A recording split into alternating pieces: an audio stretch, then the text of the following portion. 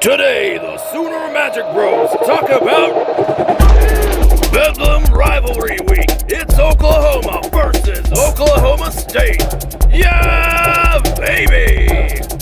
For a year straight, we've had to listen to these Okie Pokey fans run their mouths. But the Oklahoma Sooners showed them who is still little brother.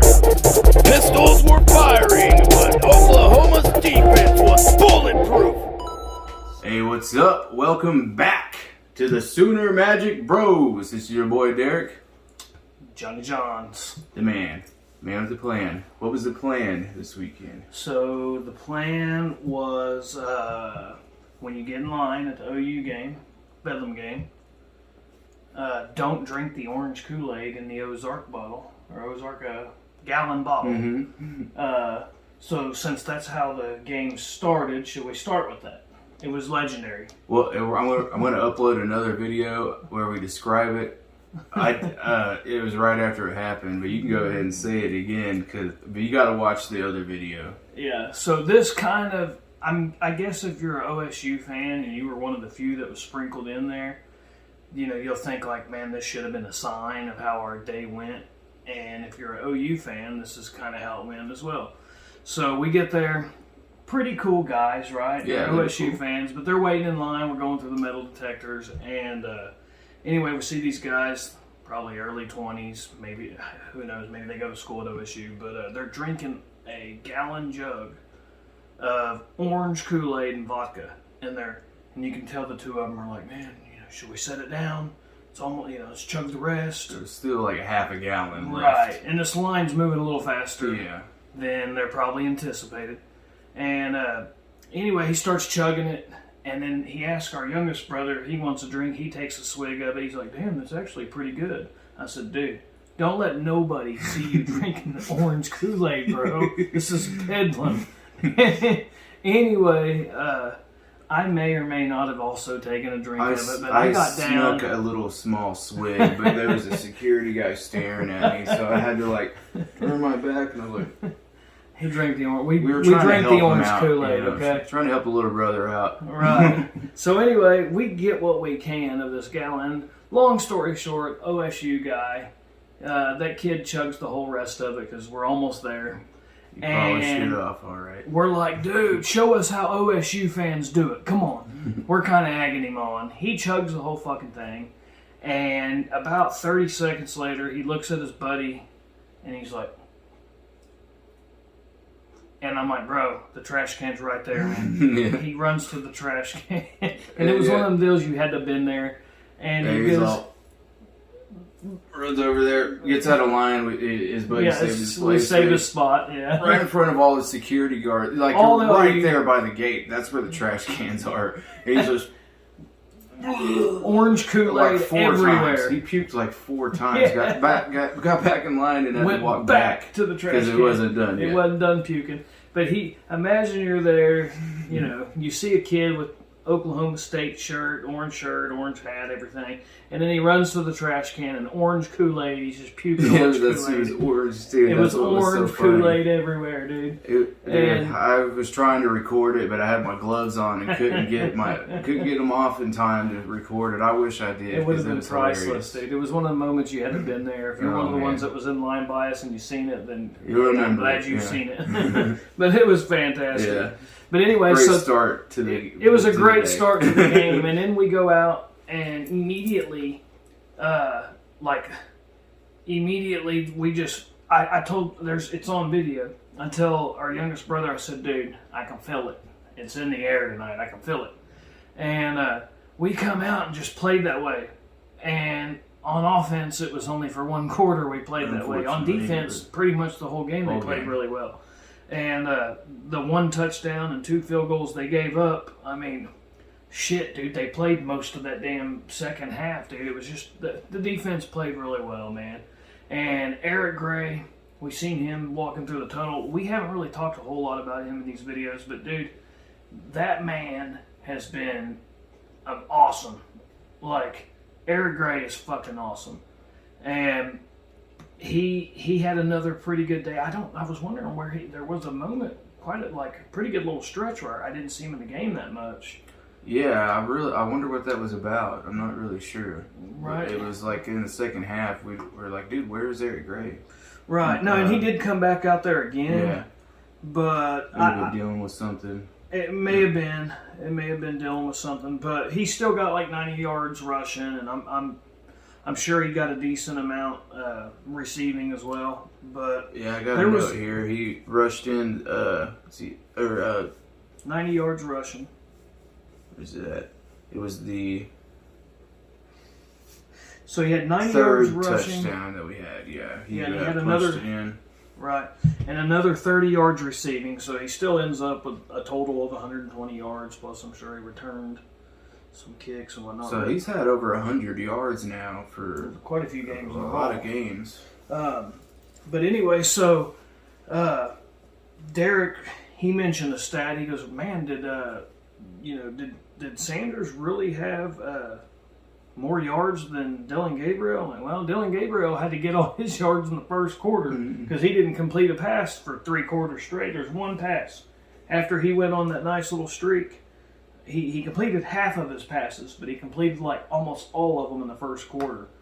And man, some of it was us just, we kind of, I don't know what you call it, man. I mean, some of it was on us, and some of it was also just a combination of just really a long stretch of just really weird luck. Like there'd be many times it would feel like we need to get 6 yards for a first down. It'd be 3rd and 6, and we would get 4.5 yards. And then there'd be some that feel like we'd needed 7 yards. We'd get 6.5 yards. We were just barely not getting it. And then I remember one drive where we hit either Mims or Stoops. We get the first down on 3rd down, and there's a penalty. And then there was the Willis fumbled on our way into we're getting ready to score, and as we're driving, which I believe would have definitely been a touchdown the way we were rolling, and Willis fumbles, just random ass fumble from Willis. And then there was the other one. There was a point in the game where it was 28-3, and we're getting ready to kind of start putting the nail in the coffin. We're about to we're on the 29-yard line. I want to say there's about 18. I want to say it's 18. Somewhere between 15 20 seconds. 17, 18. So a little less than 20 seconds left. It was right there. And we need to do anything but throw a pick right there. Like, throw one out of the end zone where, Dylan Gabriel, he's usually really good at throwing those passes to where either Mims is going to get it or no one's going to get it, or Farouk's going to get it or nobody's going to get it. Mm-hmm. That was that moment where you don't need to throw nothing over the middle where there's 4 guys there. Right. Like, throw something to the outside at the back of the end zone. Only our guy's getting it, or it's traveling out of bounds and nobody can get it. And Farouk gets a little separation, and I believe would have caught a touchdown pass had he just hit Farouk instead of going to the middle. But with less than 20 seconds left, that was that moment where we needed to, no doubt, take one shot at the end zone. Take a second shot. But we got one timeout in our back pocket. That was the time where you let Eric Gray, he might bust it loose and score. He might get it inside the 5, who knows. But that was that moment. Worst case scenarios, he makes it a shorter field goal.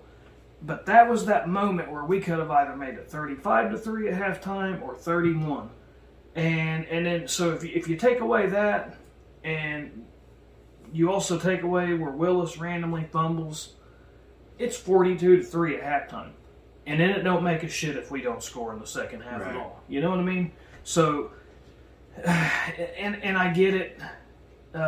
We probably was getting a little conservative and whatnot, but and then there was the other shit we were talking about where we would need 9 yards and get 8.5. Mm-hmm. There'd be times where we're just barely not getting it.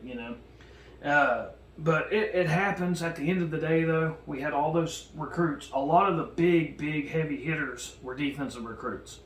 So to have a game where your defense straight up puts the team on their back and had to play so many, I think it was 100+ plays that the defense had to play. I think so. If there was a game for us to have like straight up just the offense is helping us not at all for 3 quarters. that was the game for that defense to show up and show out with all those recruits there. Absolutely. The atmosphere was amazing. Awesome. We've been Big to ice. lots of games this year. I think every home game and some road games. And that was the best atmosphere this year. Like, it was awesome. It was just... Yeah, it was It was jamming. great. It was popping jamming, the whole yes. night. It was mega bussing, for sure. But we get our 6th win, and that, hey, Finally. we got to find little victories right now at this point. And like we have to look at all the little victories, because it is what it is with this season, man. It was a rebuild season, down year, whatever the hell you want to call it.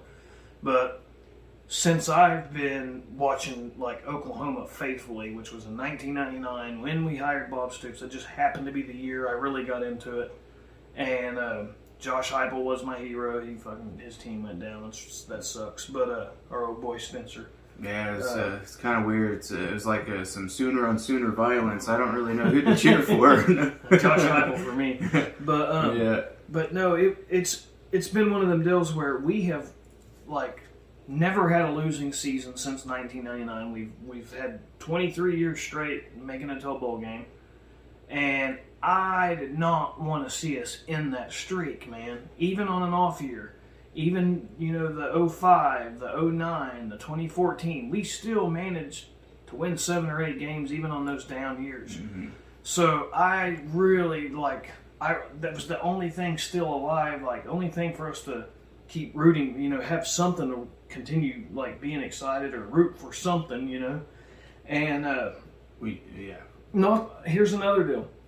The past 11, 12 months, it's been a roller coaster as a OU, Oklahoma Sooner football fan. That's why we started this thing, right? Because we were just talking about all the crazy shit for hours every day. Yeah, and they're like, man, we should start a channel. Right. Open the discussion bigger. But when you think about everything that's happened over the last 11, 12 months, it all started the night after the Bedlam game. Yep. Last year. And man, it feels like that was 2 years ago in some ways. In other ways, it feels like it was yesterday. But it was the night after Bedlam, and little did we know, we go from being irritated about losing to Oklahoma State and, the bragging rights that they're going to have all year, and to all of a sudden everything just gets like, almost feels like a awful dream on sometimes of it. But Caleb's gone. I mean, just everything that's happened, man. We lose 44% of our roster, and there was a point in time where I remember telling my brothers, like, dude, I cannot act like this is good. Like, this is like what happened to the Thunder. Like, this is not good at all. And on top of all that, Oklahoma State, they had beat us. This whole thing happens. If we win that game, who knows? Maybe nothing. Who knows? Lincoln maybe doesn't leave. We still have Caleb. Who knows what happens? And but it went the way it did go, and so to be able to get a win against Oklahoma State, man, and not only did they beat us last year for almost a year straight, they have bragging rights on us, but they come out and they're looking really good this year. Mm-hmm. And then we lose 3 games in a row, and it's just like, we can't even we have nothing to even argue with OSU fans, like any of them I work with. It's, yeah, you guys are better. Yep. And y'all beat us. Yep. Now it's like awesome to at least get that back. Right. At least get something back. You know what I mean? We got a piece of something back after this game. Yes. Yeah. So it's cool to have that, and also, there's not going to be a whole lot more of these played. So, right. I was thinking, dude, I do not want to see the series end. If Bedlam's going to end, I don't want to see it ended by them dominating and winning 2 or 3 of the last ones or some shit. The biggest thing is I want that Bedlam trophy to stay in Norman. Yes. Whenever the last one happens. Yes. And right now we got it. Right now we got it, and we need to keep it. We need to keep it. And it was weird seeing a trophy too. For the way this whole season's been going, I didn't think we'd ever lift a trophy, but it was awesome. Finally getting something. Right. It's that piece back. And maybe the Sprint Venables led team needs a taste of some success, lifting a trophy of any kind. Sometimes you get a little taste of it, and you just fucking got to have more and more and more.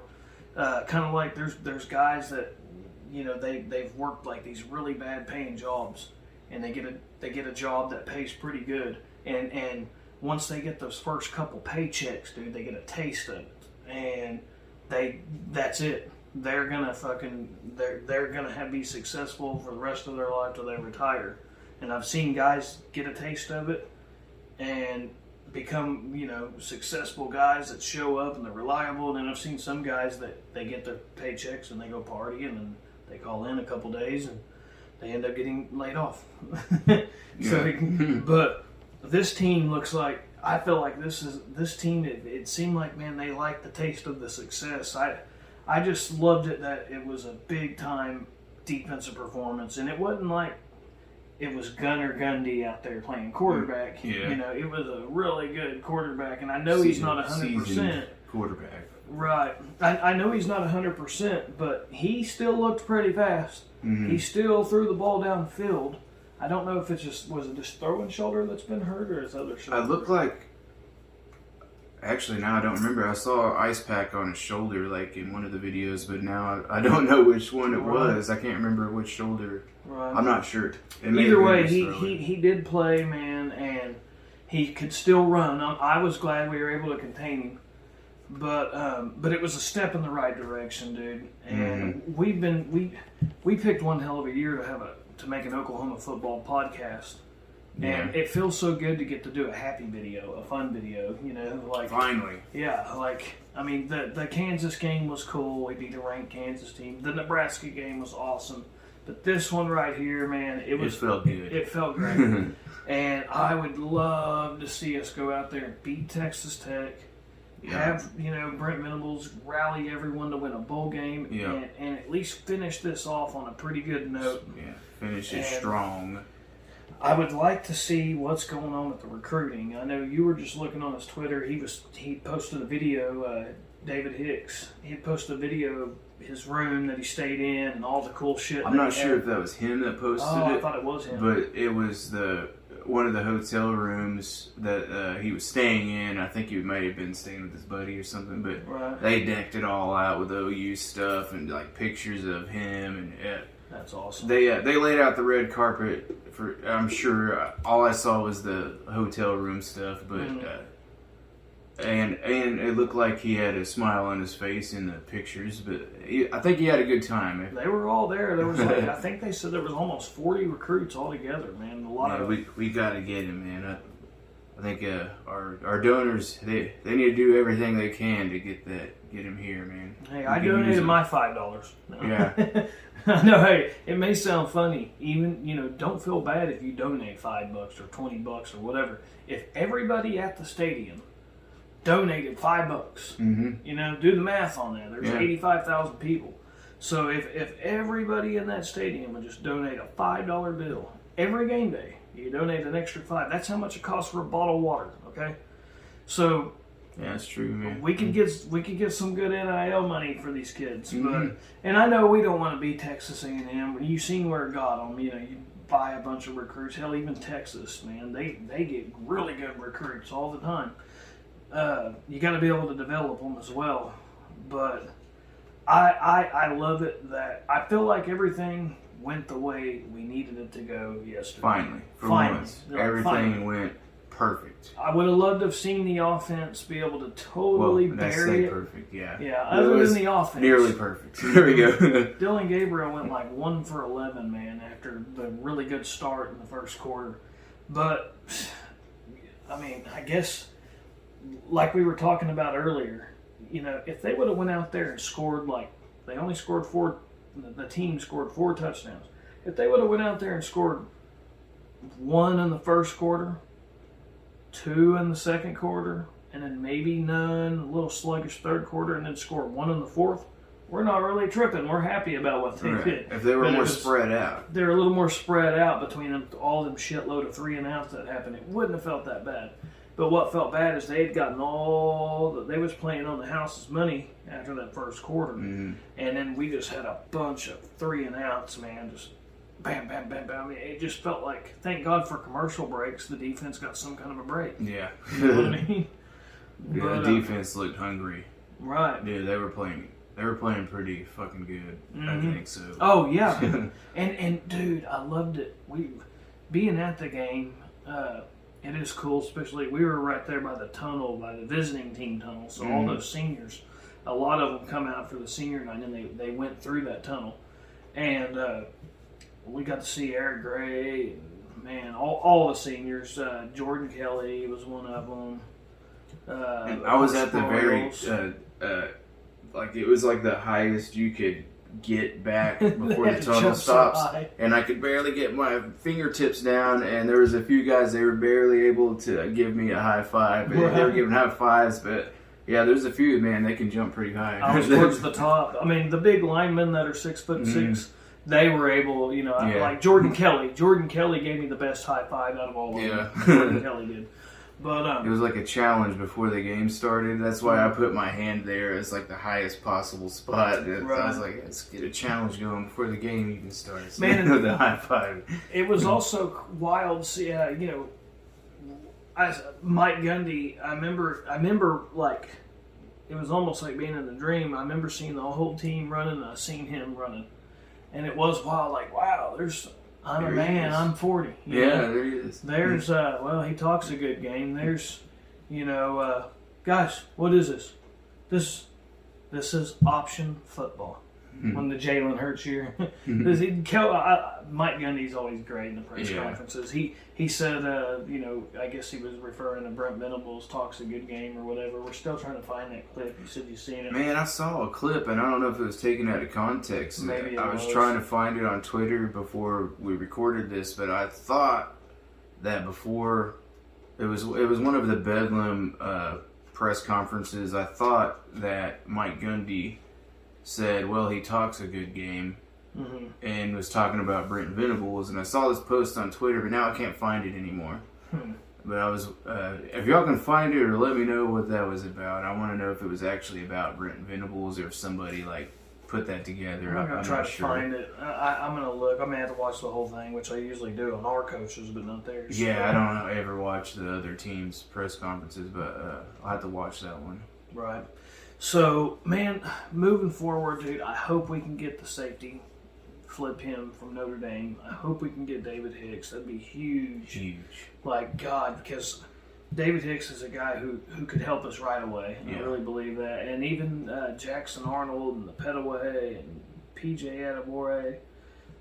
There's so many guys in this class that could help us right away, but Jackson Arnold, man, when you watch his highlights, like, you see a lot of Baker Mayfield for sure with that guy. Like, I like the post someone had made about, oh, there's Baker Mayfield, and they're wiping their glasses off and like, oh wait, it's Jackson Arnold. Right, but I could see him coming in the spring and competing.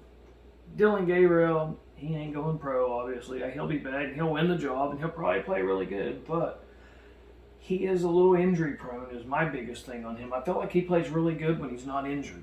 And when he gets a little banged up, all of a sudden, man, he's missing. He'll drop dimes, and then all of a sudden he'll miss a freaking 12-yard pass, or an 8-yard pass, or he'll go 1 for 11. I mean, it's just I'm like, dude, he's got like he's either on or he's off. But I feel like he's got a ton of experience. He'll more than likely, of course, win the job. Some people think Nick Evers could win the job. Hey, he could. He could. Yeah, damn right. Be another year older and wiser. Right.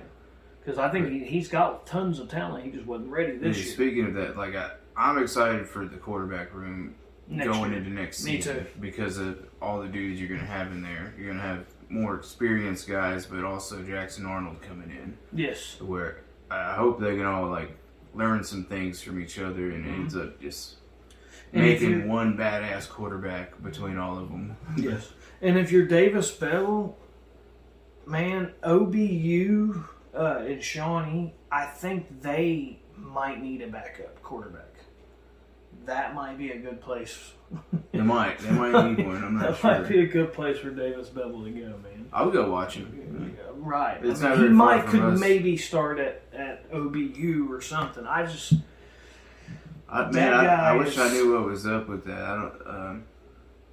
I don't know if he was injured or what. I don't know. But that was definitely that's the worst quarterback performance in OU Texas I've ever I've seen. Yeah, that was by far the worst. I mean, I remember that Cody Thomas guy, more number 14, played in 2014, and it was when Trevor Knighted went down. And he was just like Bevel. The only difference is he could at least run a little bit. And he was a good baseball player. But, so even like I would take Cody Thomas over Bevel. Like, that Bevel guy like I would take the Cody Thomas instead of even Bevel is not as good as the Cody Thomas guy. Like that Cody. I would give him another chance next if he's still here next year. I guess see what he plays like in the spring game, but I'm going to be honest. I think it's best that he goes to a smaller school and plays there. He was the third string quarterback at Pitt. Right? Like he couldn't be even the starter or the backup at Pitt. Okay, he transferred from Pitt. What sucks is he got the height. He's got the height. He's tall. But dude, those 6'6" slow quarterbacks are dated, bro. Like that was the shit in 2002. Like that's not the quarterbacks, and it might even work at OBU. It might work at North Texas or something. If he's got a line that can protect him. But nowadays you got to get guys that can move. And he can't throw very well or move. And who knows, maybe he throws better when he's got time. I'm sure he does. But hell, the best. Yeah, I'd like to see him behind a really good seasoned offensive line and see what he can do because he's got the height. And I don't know, I didn't get to go to that Texas game. I was there. I do remember seeing some balls that were thrown, and I'm like, "What the hell was that?" It was horrible, dude. Sometimes it happens, though. That's why I'm like, I get it. I'll give him a pass. I just feel like you got to be able to complete a bubble screen pass to be at the University of Oklahoma. Man, it was OU Texas, man. That's that state. Anyway, back to Bedlam. Yeah, let's get back to the good shit. We're spending way too much time on this guy that may not ever play another down. We're not sure. But we're gonna have Evers, I think, or he might transfer since Arnold's coming in. But we're gonna have Jackson Arnold, and man, I hope I hope it's a deal where he at least competes for the job next year. And I know Dylan Gabriel's going to have about frickin' 11,000 passing yards probably in his career. So he's going to have loads of experience coming in and knows the system. So, him beating out Dylan Gabriel would be as wild as when Caleb beat out Spencer Rattler. And because Spencer was number one, projected to be the frickin' Heisman and number one pick and all that. So he was the last guy you thought was going to lose his job to a true freshman. So we've seen it happen here at Oklahoma. If the other guy is better, eventually he'll get a shot. But and especially the way that Dylan Gabriel has the injury issues. But I'm ready for next year, man. And I think that Brent Venables, whether we get David Hicks or we've also got the other guy, Blanc. He's pretty good too. I don't know if he would be able to help us immediately like the Hicks kid could. But if we don't get, someone like David Hicks, they're definitely going to get into the portal or JUCO guys. They're going to go get some guys who can help us right away on that D-line. Yeah. I don't think they're going to go out there and take a risk of what happened this year happen next year. Right. You know what I mean? So hopefully, I wish we could just fast forward to next season and just see how it is. Well, I know. I'm ready. I want to watch these last two games for sure. Me too. I am ready for those. I want to see us beat Texas Tech and beat whoever we play in the bowl game. Because, right. I think it'll make this season. It'll be turned around at that point if we can make these next two ones happen. Right. Man, I was going to mention something earlier about how how frustrating it was in the second half whenever the offense just couldn't move the ball. But I think this is we might have a little bit of PTSD as OU fans because of how we had to win games by scoring points. Yep. We had to outscore them, and so anytime we didn't score or get a third down, it was the end of the game. It seemed like every time with Lincoln. I think we might have some lingering PTSD from that because the defense just came out and just kept stopping OSU every fucking drive. Yeah, we had 2 back-to-back sacks at one point at the end of the game, and we're not used to seeing good defense, I guess is what it is. So that's why it feels so frustrating for us to not see the offense do good because we're used to that being what wins us the game. Yeah, so absolutely. I think we might go through lots of emotions during this whole thing, but that's what I was thinking about. I was like, man, why is this so frustrating right now? I'm glad you didn't record videos of me during that third and fourth quarter. Yeah, dude. I was not happy There was with new the cuss offense. words invented. I was inventing new cuss words dude, that I didn't know existed. I was not happy.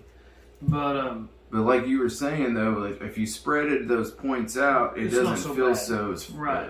We're not as frustrated as it seemed. Right. But that's also why we always say you got to strike early in a game. Yeah. So we struck early, got all these points on the board, and then the defense fucking played defense. They held on to that lead, yeah. They held on. They held on tight. I remember there was 8 minutes left, and I was still kind of worried. Yeah. I was worried. I was like, dude, that's too much time. Yep. They could score another touchdown and get an onside and, win it. And it was apparent that we weren't going to score. Again. Right. And we were like, dude, our offense was already done. They'd already taken off their helmets, I guess, and everything.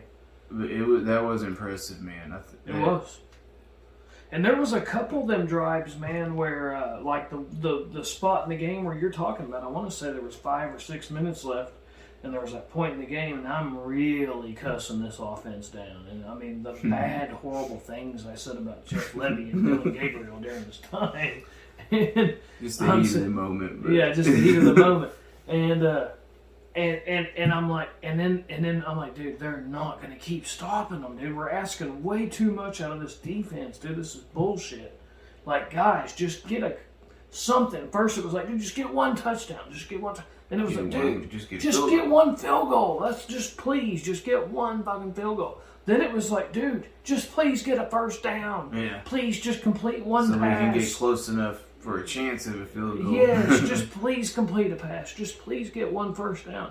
Okay, please just run the ball 3 times in a row to milk a little bit of frickin' clock off. Like, holy shit. It was the clock. It was a race, man. It was a race. And, yeah. But, yeah, it was so fucking frustrating. But then that defense was going right back out there and stopping them, dude. I couldn't believe it. Yeah, but then it got scary on that one drive because they're driving on us. And OSU, we're not just getting a sack and another sack and then, a 2-yard gain. We tackle them. And all of a sudden, they're driving on us. And it's looking like, damn it, the dam is finally breaking. And this offense, you guys are going to be the reason why we lost this fucking game. And it's getting to where it's like, yeah, they're fisting to make this a 1-score game, dude. They're fisting it. We were up 28-0, and this is literally about to be a 1-score game. Because the offense has done jack shit for 3 quarters. And damned if we didn't get another pick, dude. And so, yeah, that defense, dude. And then there was a moment where I was like, okay, fuck it. Maybe the defense can get a pick 6, and maybe they'll score for us. Yeah, I mean, I thought about that too. I was like, can we get that real pick 6 this time? Because there was almost a pick 6 a couple times. Yeah, there was. There was a couple we almost got, but overall, man, it was great. We're just kind of going back and taking ourselves back to that moment and what it felt like. But the atmosphere was awesome, especially the first half. It was amazing. What a way for them seniors to go out on senior night, dude, and what a great way to end our season at home. As the last home game. should have 2 more games. I hope, we go down there and kick Texas Tech's ass. Damn, they got some Audi fans. Their fans are really fun. We've been to Lubbock a couple times this year. But they know how to party too. They know how to party. They're cool. But anyway, so we'll have that, and then we will have the what is it? Is it like the frickin' Little Caesars pizza bowl? I mean, what bowl? I don't know. Will it be like the mustard bowl or something? I don't know. It might be the Captain Bowl? Crunch bowl. I have no idea. Man, let's see. What would be a great bowl? Let's see here that we can actually get into. It might be, dude. I think the PlayStation Bowl would be cool because all the players got a free PlayStation 5 that one year. Yeah. But I think we have too many losses for the free PlayStation 5. It might be the Snoop Dogg Smoke a Bowl. Holy shit! Yeah. It's gonna be the Snoop Dogg Smoke a Bowl. Hell yeah! But anyway, well, man, guys, if you're still here listening, then we love you. Yeah. Okay. Thanks for sticking around. Thanks for sticking around with us. And if you're watching, you're probably our grandmother or our mom. Who's still watching. And we love you. Yeah, we love you. Yeah. Thanks for watching, and giving us some views and some likes and subscribes and stuff. And let us know when you're cooking breakfast. Yes. Okay. Or some good meals. Man, I do have a few. I got some defensive stats here. Mm-hmm. That I thought was pretty cool. It felt like there were sacks left and right the whole game it felt to me. That way, yeah. But there were 6 sacks, and I think this was the number that I was like, yeah. It was the 13 tackles for loss. Yeah. With the 6 sacks. So, 12 QB hurries. Wow. Yeah, 12 QB hurries. 7 passes that were deflected, and this looks like 92 total tackles, but there were 52 solo tackles. That is really good. I mean, they played 100 plus plays, so I guess in order to play 100 plays, someone had to make a tackle. Dude, there's only 1 touchdown, so I guess that makes sense. That 100 whatever plays was super beneficial for this defense, though. Oh yeah, because that's more snaps to get out there and more experience, and that's also why. I know it's going to be the Snoop Dogg Smoke a Bowl, or it's going to be the, San Marcos Pizza Bowl or some shit, but the Captain Crunch Bowl. But the thing is, it's not just the bowl. Butterfingers Fumble Bowl. The Butterfingers Fumble Bowl. That would be a good one. I know it's going to be some bowl that OU fans have never heard of because it's been a long time since we've been 6 or 7 wins. But the main thing is, it ain't just the fact that we won this Bedlam game. We get the bragging rights back. We get something to brag about. Mm-hmm. But it's also, and it's not just that we're bowl eligible and we're probably, we're definitely going to a bowl. But it's also the fact that you get extra practices, all those extra practices, weeks and weeks that you get before going to a bowl. So that's like the biggest benefit. Experience. Yes. I mean, and when you think about it, dude. Game. Several more weeks of practicing, that's like another spring ball, dude. So that's huge. That's a big deal, especially when it's your coach's first year, So, it's huge. We need those practices. We need them. Absolutely. If there's a year that we ever needed them, it's this year. Mm-hmm. So, for many different reasons, it's all good, man. It's best case scenario when you're 5-5. Man, hey, this is kind of now random. We're 6-5. This is a kind of random comment. Did you notice that game there were different fans there? I saw an LSU Tiger fan wearing all LSU stuff, and Nebraska. Did you see any others? I did. I seen it. It was weird. That was always weird to me. Like how you got like random fans of totally different teams, but they still deck themselves out. Well, think about it. Our little brother was at LSU, Alabama. Yeah, true. He's pure OU fan. He loves OU. He's a huge OU fan. But he went there because one of his buddies was an LSU fan, and he wanted to see a really cool game, man, a rivalry game. And if you are a Nebraska fan that either lives near the area or maybe you're visiting family or whatever brings you here, and maybe you're like, dude, I've always wanted to see an Oklahoma versus Oklahoma State. Just like me, I would love to see like Michigan and Ohio State. I'd love to see Alabama, Auburn. Yeah. I'd like to see Alabama versus Georgia. Like if I could, I would go to every single rivalry game myself, just because they're fun. Man. I think I've heard Army Navy's like a great one to go to.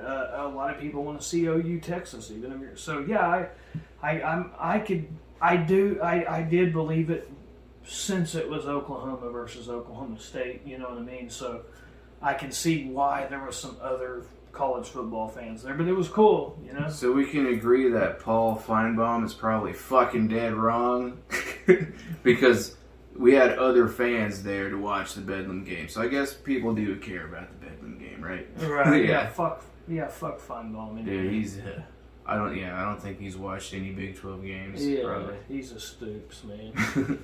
No, he ain't a Stoops. No, sorry, that's a saying we have, but it has nothing to do with. It has nothing to do with even football or our Stoops. It was just I think it was we had an before. Yeah. Stoops was even Bob Stoops was even you coach. Freaking quit acting like a freaking Stoops. Some of that Okie slang. Right. But anyway, well, man, guys, we will see you next week. And next week we're going to come here and we're going to talk about the ass whooping in Lubbock. I'm ready for it. We're going to talk about that ass whooping in Lubbock next week. You better get ready. I'm not saying who's putting the ass whooping on who. Get ready for this ass whooping. Yeah, they're going to... Whoever it is. Whoever it is. We're going to be ready for it. We're going to talk about it. Whoever it is. Boomer Sooner anyways, and fuck them. Boomer Sooner anyway. Fuck them.